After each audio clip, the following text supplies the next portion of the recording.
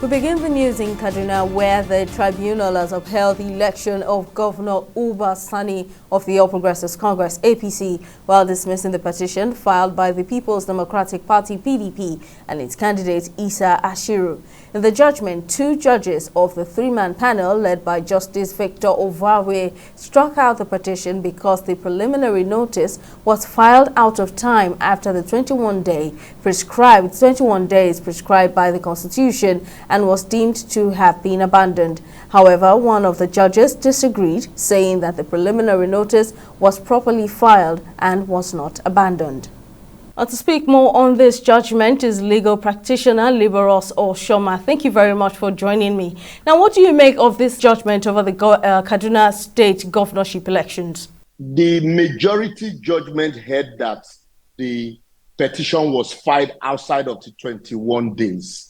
Then the minority judgment held that it was within time. So the lead judgment was read by the presiding judge, and then one of the other panel member agreed with him while one member disagreed with him. So it is not that the two members disagreed with him that it was filed within time. So you have a split decision of 2 against 1. And so it is the majority judgment that is saying that the petition had been abandoned, while the minority judgment is stating that the election is inconclusive. So when you have a split decision of 2-1, it is majority judgment that that becomes the judgment of the day, while the minority judgment is just there as minority judgment. So that is why it's a panel of 3 and not a panel of 4, so that you don't have a tie, or a panel of 5 or a panel of 7. So as the case is, it's a constitutional requirement that once you do not file your petition within the stipulated time, then that petition is deemed abandoned. Or even if the petition is filed and the time for filing pre-hearing notice is not, the pre-hearing notice is not filed within time, the petition itself is deemed abandoned. And so once the petition is abandoned, the court cannot resurrect it. I think that is what is playing out here. Are there still legal options available for the PDP candidate Isah Ashiru?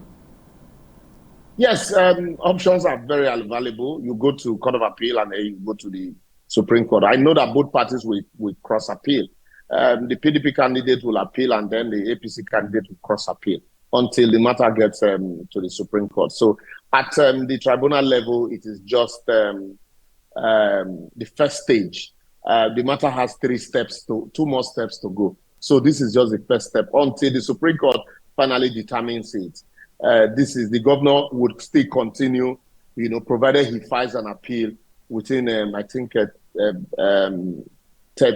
21 days, 14 days or so. Once he files an appeal, there's no need to ask for a stay of the judgment. The judgment is automatically stayed until the Supreme Court finally determines it. So this is just the first stage, and everybody will still hold on until the Supreme Court gives the judgment, just like the case of Oshoma and some other cases where tribunal had heard one way and then the Court of Appeal disagrees. All right, legal expert Liberos Oshoma, thank you very much for your insights on the matter.